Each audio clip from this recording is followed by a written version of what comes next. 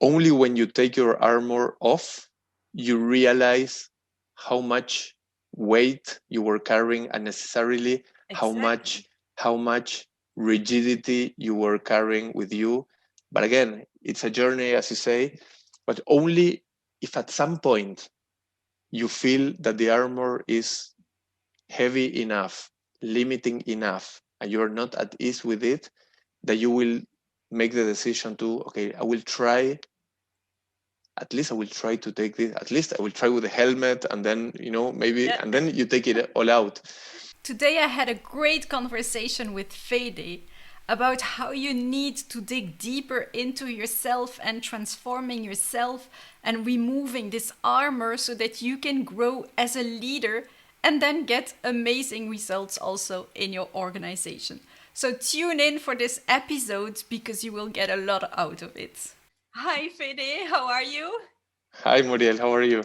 Fine. It's nice seeing you again. We've worked together 2 years ago. We really had a connection from the start because we are both working in this market that is very profit driven, very results driven, and we both want to bring more humanity in that side of things and more attention to well-being. That's why I wanted to invite you on this podcast, Rebel Leader with a Heart, because I truly believe you are a rebel leader.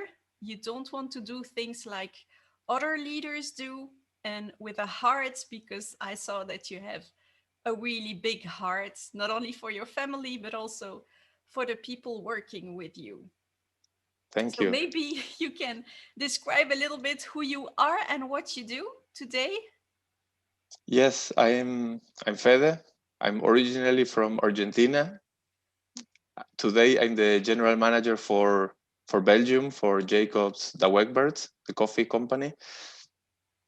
In fact, yesterday was my last day in that role, and today officially I'm starting as the GM for Southern Europe, meaning Spain, Italy, and Portugal.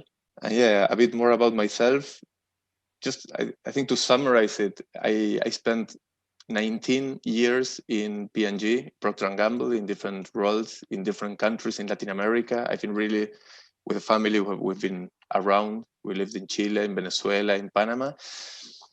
And 2 years, 3 years ago, we decided that we wanted to come to Europe, and I just left the company. I got this opportunity here, and then we decided to come.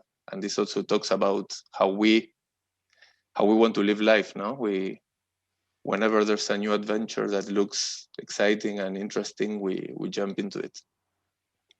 Nice. I have 4 kids. I'm married, happily married, and yeah, we have a lot of fun and we try to enjoy, and that's how Yeah, we do it together. nice. And what I really liked also about your story is, yeah, you worked for a very long time at Procter and Gamble, and Procter and Gamble is all about efficiency, excellence, hard work, a lot of very ambitious people there. And then I met you, and I was thinking, how did he manage to stay there for 19 years? Because you must have been like a different profile from the start, or did you grow into becoming another kind of profile within this culture? I think it's both. I'm laughing because yesterday I had my farewell meeting here with my team, and they were calling me weird. They were making Weird fun. guy. When they got to know there's a guy, Argentinian guy, coming from P&G, 20 years P&G into Belgium, it was like.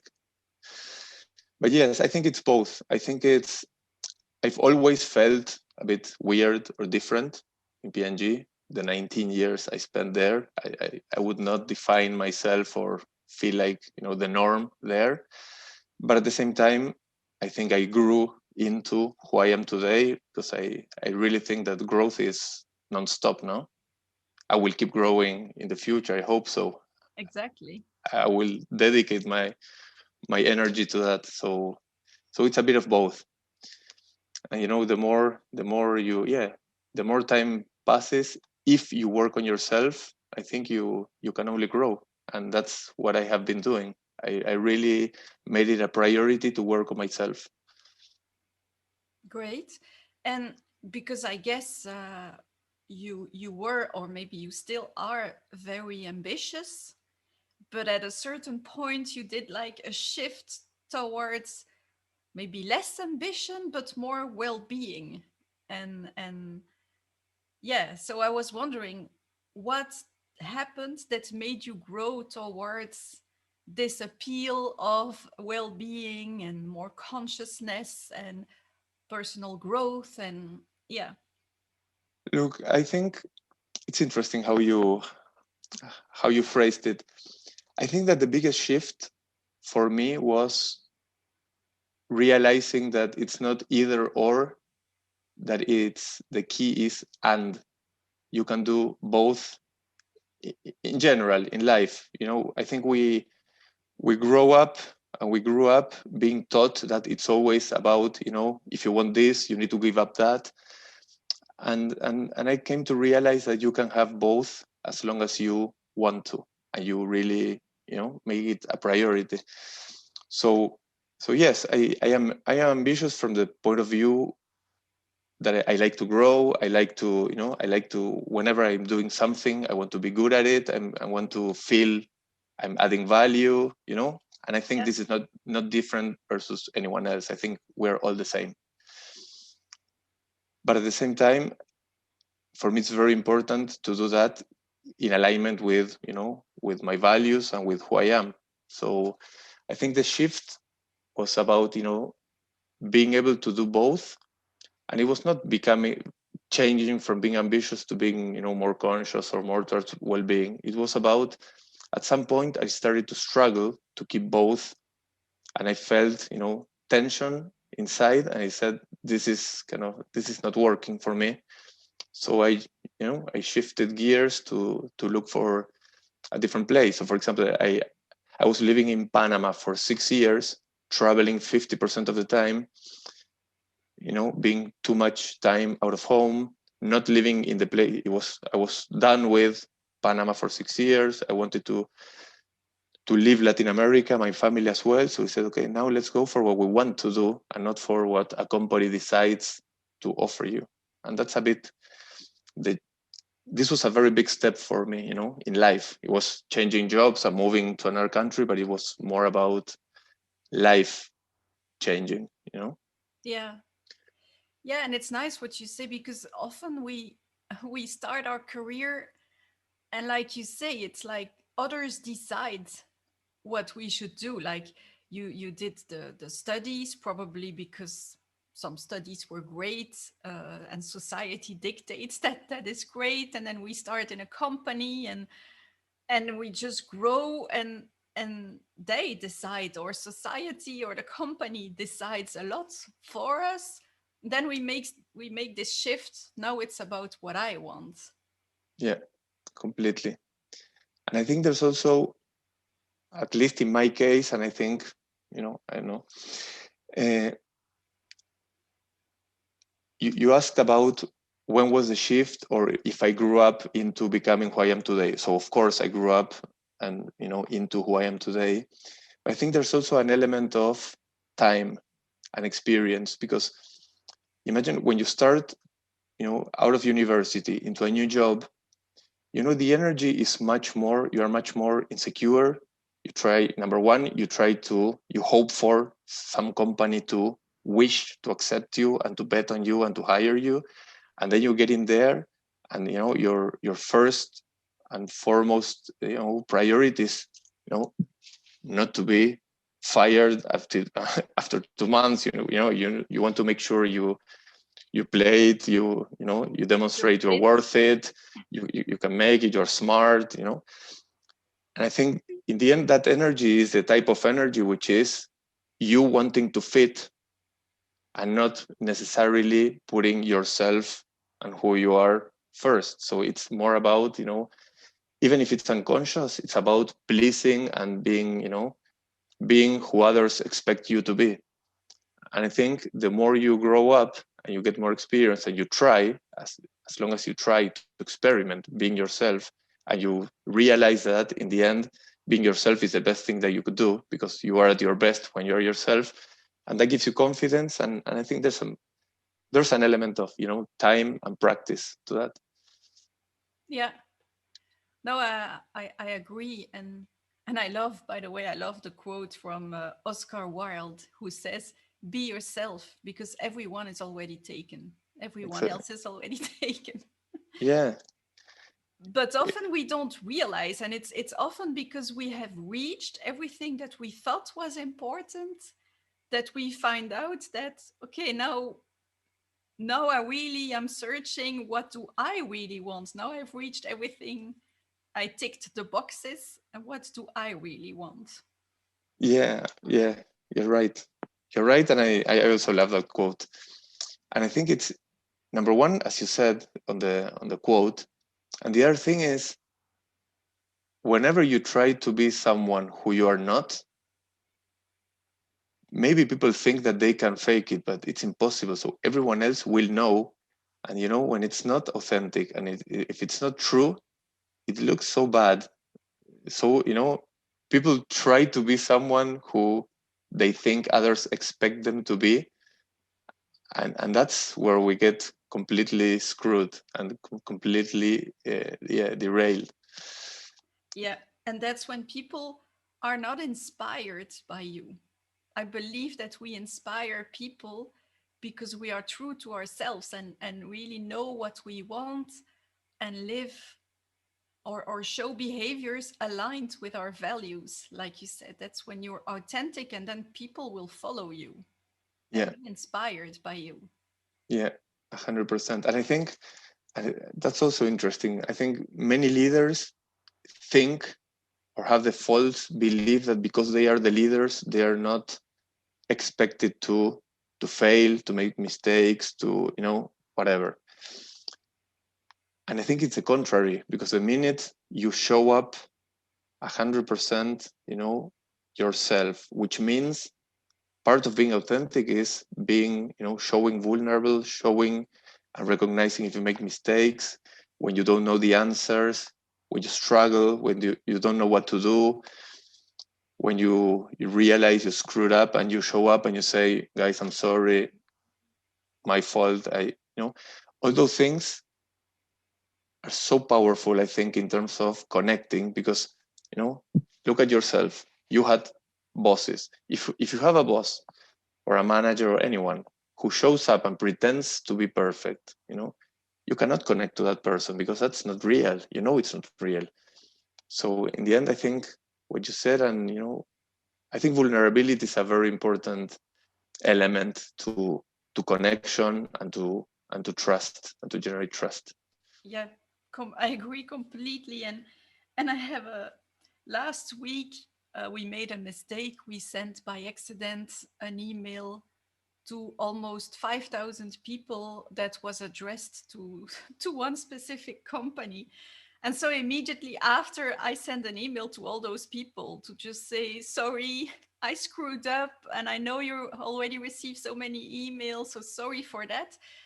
And that was the email that got me the most responses ever, because people relate to that. I think they could see that there is a human behind that mistake. And I completely agree. Making mistakes is part of the connection that we make with people, because we think, huh, I'm not alone to screw up. He screws up as well. So it's okay to, as long as we learn from it. Yeah, and I think that's the most important, because I think we as human, we want to connect. We need to connect, and I think in a work, it's the same. In a company, people want to connect, and the Yeah. more you can, I think that's the starting point for everything. Without a connection, you cannot create a team, you cannot perform as a team, you cannot lead a team, you cannot earn the respect of anyone. So yeah. Yeah, and so you wanted to bring that within the organization. That's how we got to talk, because you wanted to bring this connection to who we truly are, to our values within the leaders, and then within the whole organization.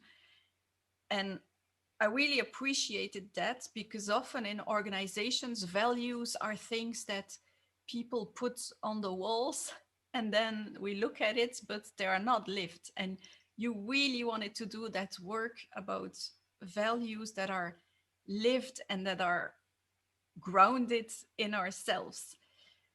But I wonder, how did you do that? How did you manage to bring that work within the company with shareholders that were more like, let's do this, tick the box, and these are our values, and we put them on the wall? How did you manage to do that? Well, on one side, one great thing about this company is that the level of freedom and independence you have in terms of, it's a global company, but you have a lot of freedom to manage your country, your operation, your team.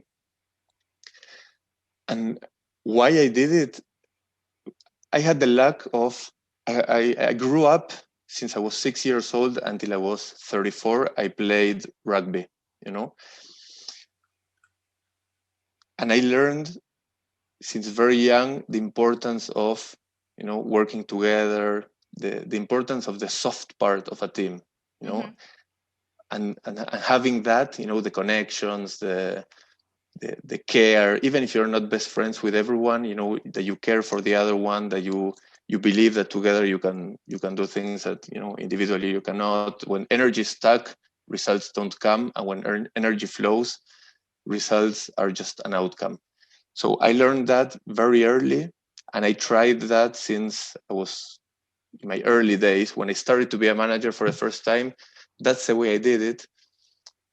So in that sense, I experienced that, and I had the luck to try and see that it worked for me since the beginning. So and I tried to make it a priority every time I started a new job, and this was no exception, because I really thought that this is one of the key things I can add value on, because on business, there's lots of smart people, there's lots of strategic people that can do the job.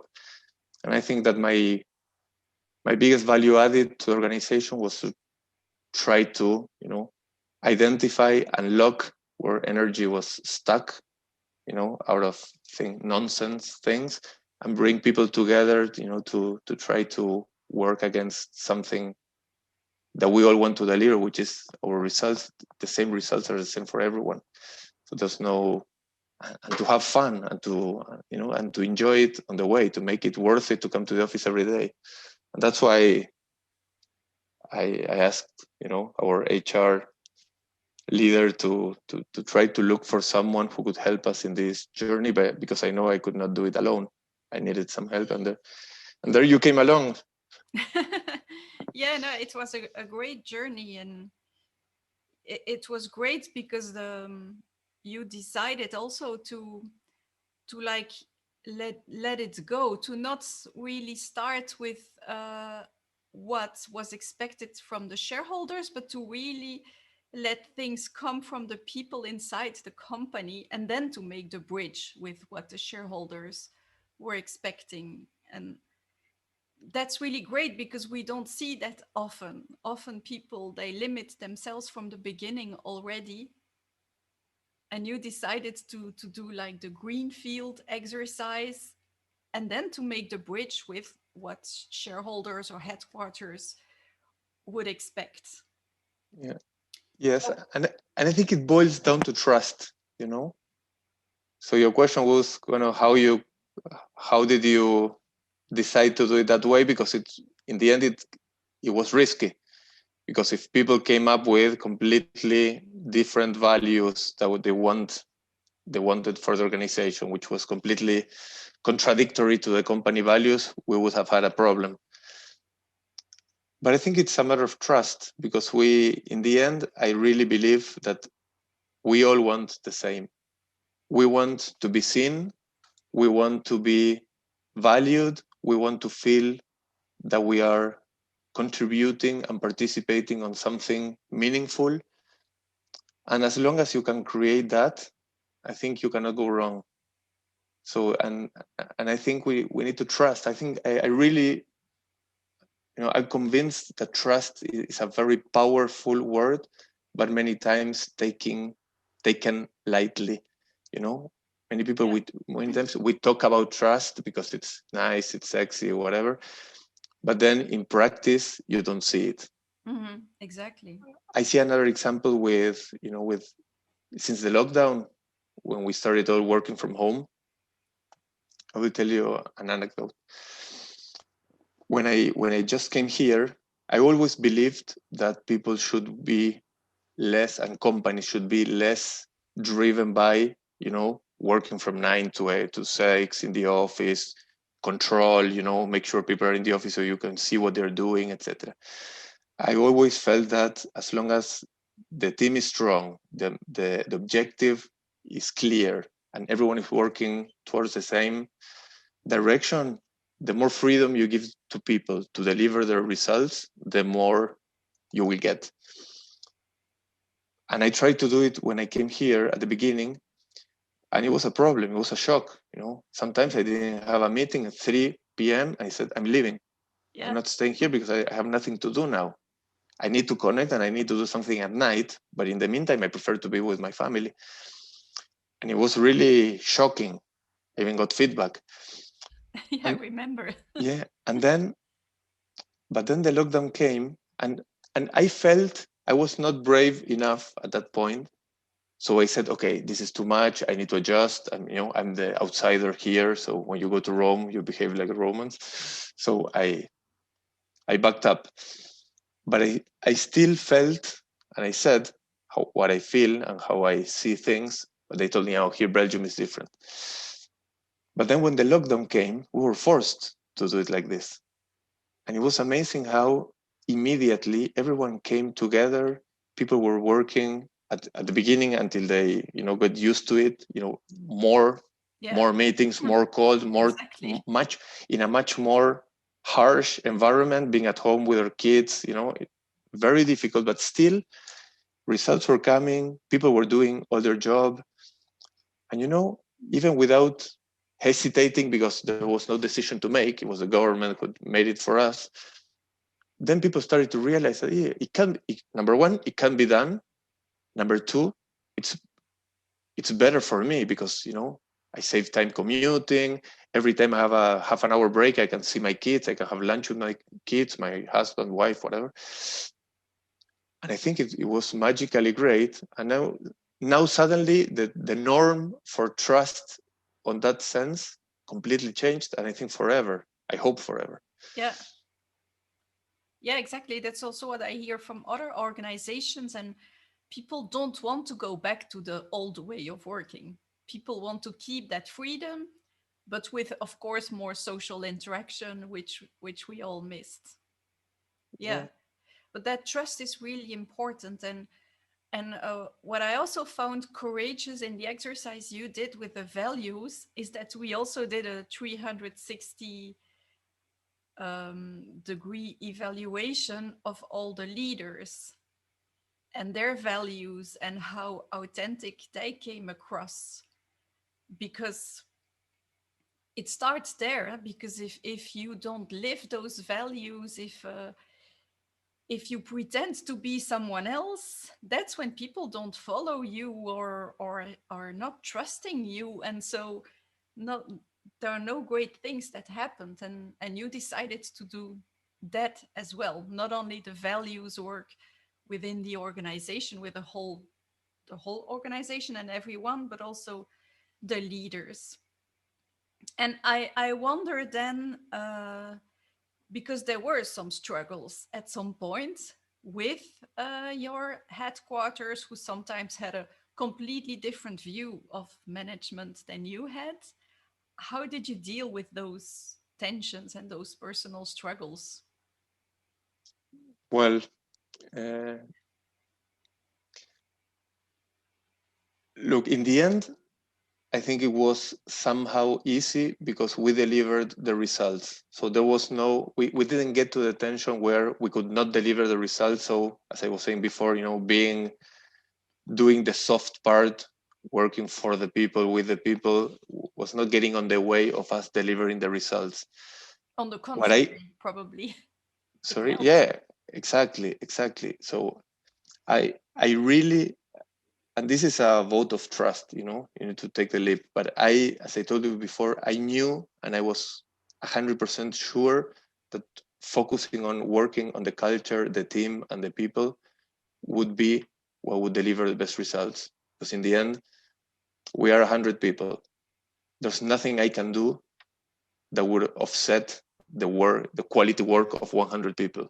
So it's only about, you know, trying to get everyone in your team feeling, as I said before, feeling valued, feeling recognized, feeling seen, feeling taken care of.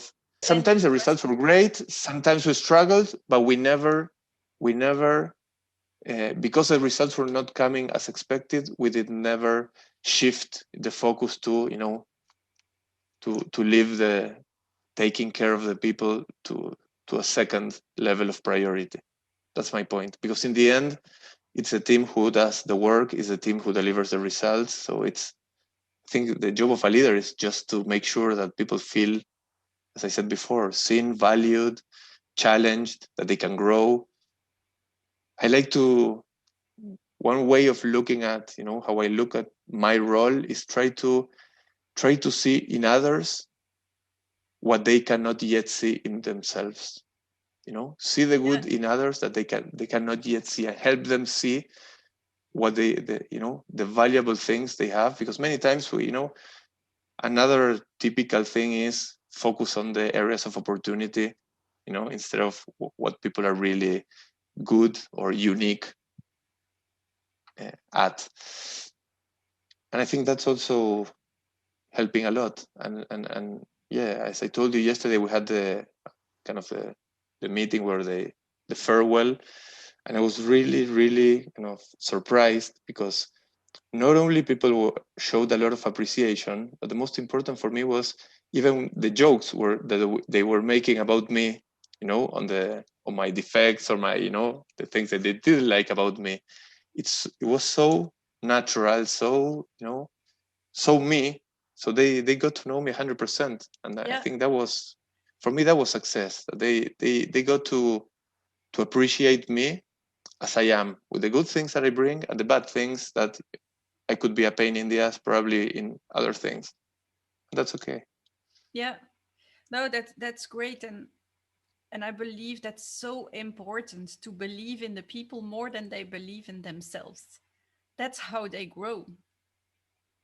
But that requires you to be, yeah, to have a high level of energy, because when you are stressed, like you say, you can become a pain in the ass. I can become a pain in the ass as well.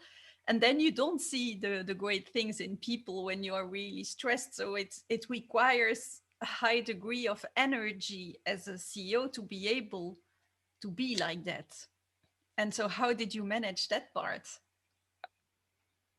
I think I think it has to do with energy, but more than energy, I see it as consciousness. And I think the key for this is to work on yourself, because for me that's the only thing each one of us should do.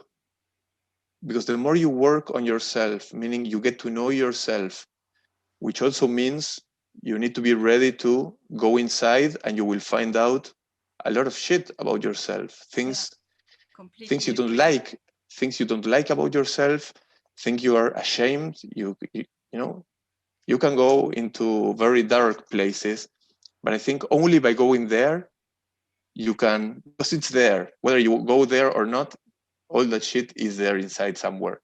So if you dare to go there and look at it and accept it, then you can integrate it, you can transcend it, and then the way you look at yourself, you can get to the level of, you know, calm and acceptance that can enable you to be much more, you know, feel compassion, feel empathy for others. You know, it's not, because if you come from a place of insecurity and fear of Mhm. all the bad things and all the shadows in you, then you're hiding a part of you, and I think you cannot help anyone.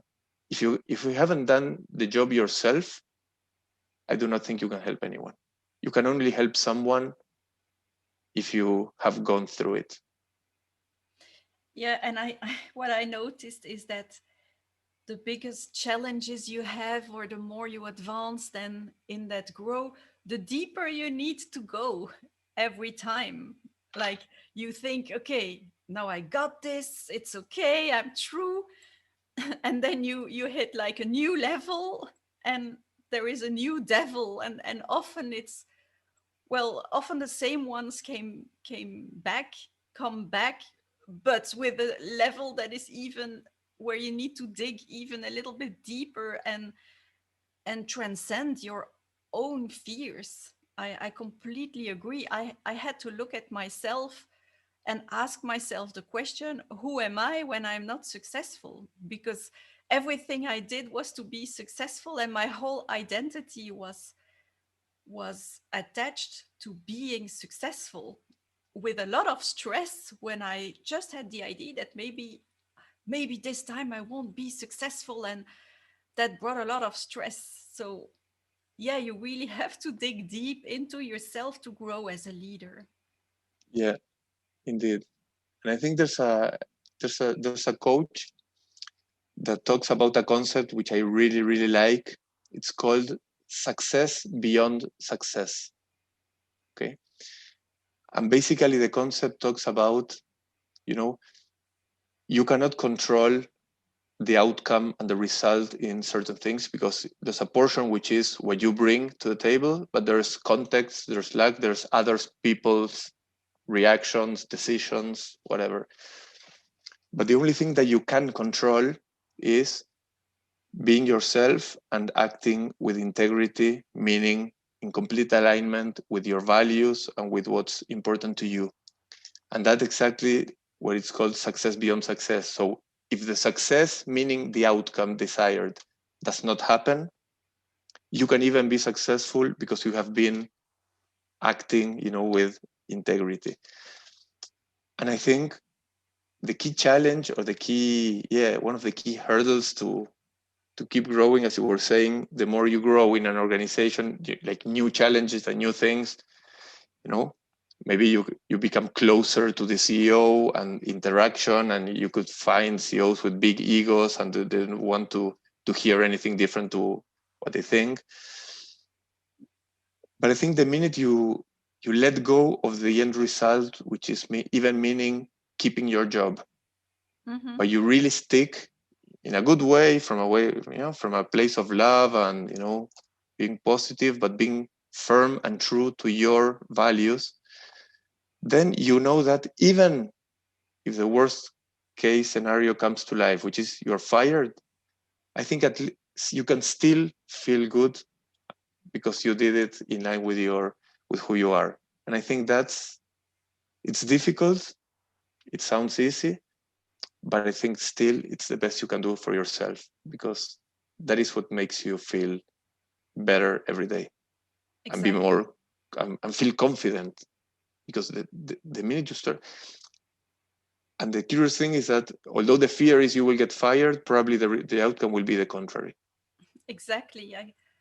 I completely agree. And that's what I'm working on this year.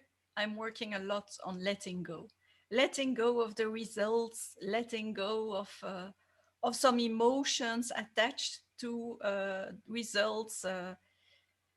That's the key when you let go. And letting go doesn't mean that you don't care about the result. You still have like a goal, and you do everything you can to reach that goal. But once you put something in place, you let go. Or once the result is there, you let go of uh, of all the tensions and all the negative emotions, and you just do what is necessary to get up again and try again. Yeah, yeah. And one thing that helped me, I talked about working on myself. I do psychotherapy. I have a great therapist now, Ursula. She's amazing. And one thing she told me once that I really liked, talking about, who you are, your values, all the things that we're talking now. One advice that she gave me was always try to think, no, of course, be clear on what are your values and what's important to you.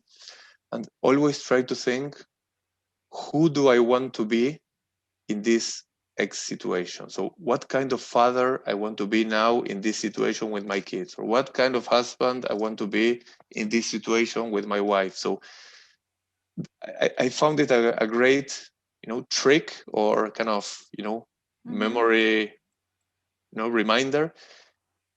Before you act or react into something, you stop and think, and it's a way of keeping yourself kind of centered and anchored always in who you truly are, and not, being overwhelmed by, fears, tensions, all the things that are happening, which are always a lot.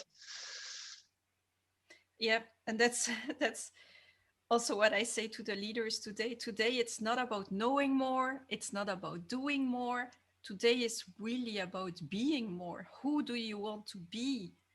Because when you are, that's when great things happen to us and really aligned with who we are deep inside. And I believe that's why some great leaders that we all know, they have lots of flaws, but they are completely aligned with who they are, and people are inspired by them despite all the flaws that they have.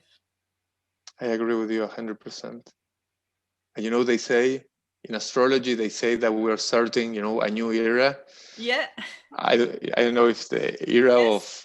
of Pisces. I don't know, because I'm not that Or into it. sex. Yeah, I don't know, I but don't know, yeah. but the point is, what they say is that this new era is about ideas, and it's about everything that is not true falls apart. You know, Mm-hmm.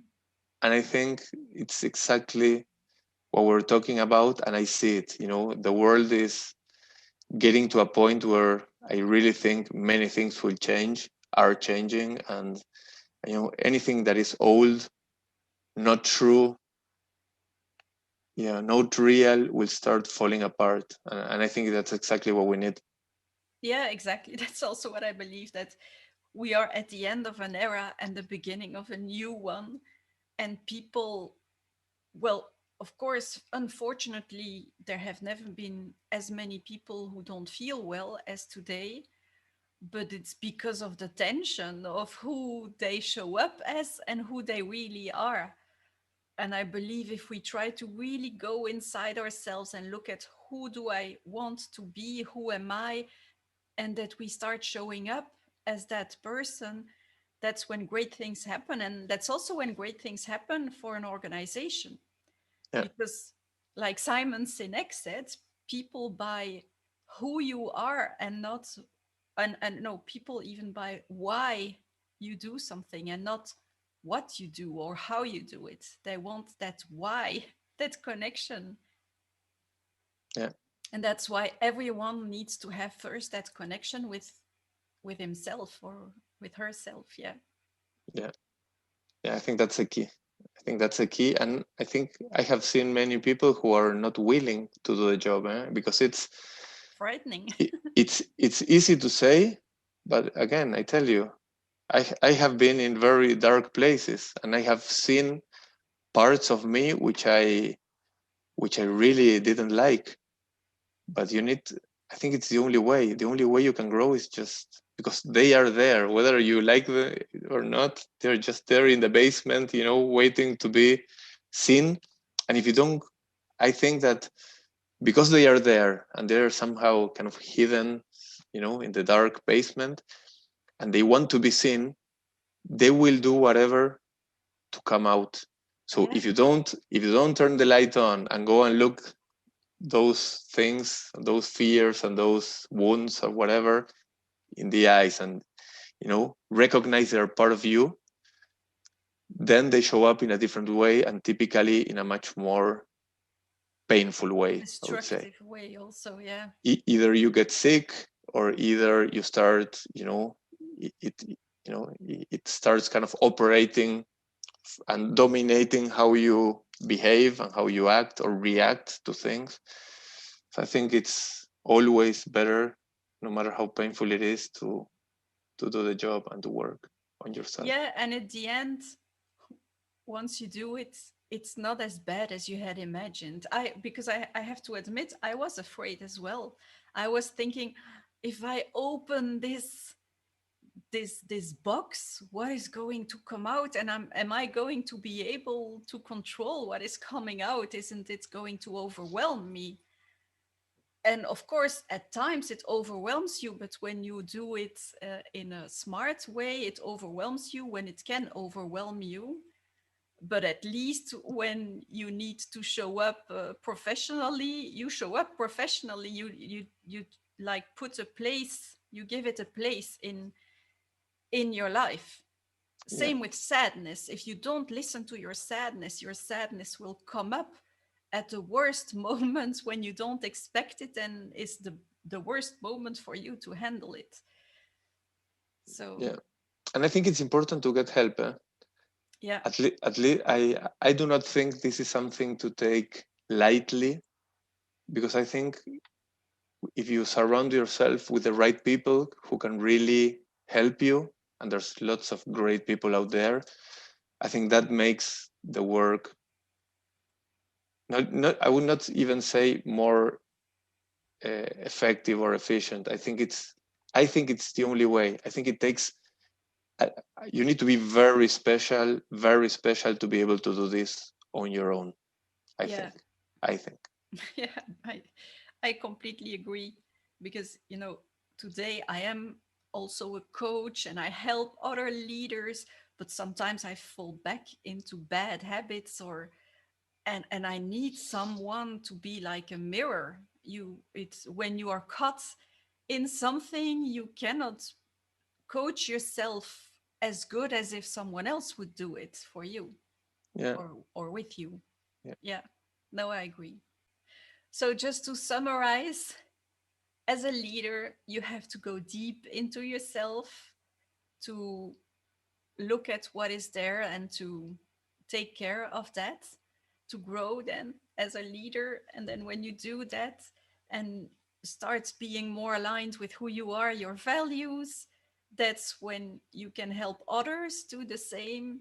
That's when you can bring those values within an organization, change the culture, and with that culture you can implement the strategy and get the great results that we all want. And that's how you did it, I guess. Yeah. Yeah, indeed. I think that, yeah, if I were to give one advice to anyone, would be that was work on yourself so you can grow and you can become the best version of yourself, so that you will feel at ease with showing up who you are. And that's the best you can offer to a world, being who you are. And I think it's much more tense to try to to hide parts of you, or to not to Yeah. be 100%, because being 100% yourself, it's probably the easiest job that you can do, because you don't need to do anything. You just need to be. Anything different than that, you need to fake, you need to force, and that's, by definition, it's tense. So I think you can be much Yeah, more well, relaxed. I don't know, because for me it was really a learning journey, because to be 100% myself, I had to learn to take the armor off. Yeah, but because I think, because I can tell you this now from this place, but it's like, to your example, I think it's only when you take your armor off, you realize how much weight you were carrying unnecessarily, how Exactly. much how much rigidity you were carrying with you. But again, it's a journey, as you say, but only if at some point you feel that the armor is heavy enough, limiting enough, and you're not at ease with it, that you will make the decision to, okay, I will try to take this, at least I will try with the helmet, and then, maybe, Yeah, and then you take it all out. But I think exactly. it's, yeah, I think it's, at some point there should be something that triggers in you, I think, the need or the urge to believe that there's something that you can do better and that you can get help. I think that's also difficult. Some people would say, as you said, some people would say, I don't have any issue. I'm okay. I don't have any problem. But then you look at the bigger scope in their lives, and you say, I would say differently, but it's Yeah. up to you. It's up to you to Yeah. decide. No, I agree. But I remember I had times when I knew I had the armor and I knew I wanted to take it off, but I didn't know how. So it's not always, you have to learn also how to do it. And I remember also in the beginning, when I took it off, my body was reacting really heavily. Yeah? It was painful. Yeah. But like you say, when you look back, you feel so much lighter and you wonder, why did I keep it on so long? Thank you. Thank you very much for inviting me. And, I had a great time. So thank you very much. Me too. Thank you, Fede. Bye bye. Bye, Bye. Murielle. Well, this was a great conversation and I really enjoyed every minute of it. And I hope you did too. And I hope we inspired you to try and go dig a little bit deeper into yourself, because maybe you want to grow and you want to really become who you are and let that armor go away or melt away. So, thank you for listening, and we'll see each other in our next episode next week.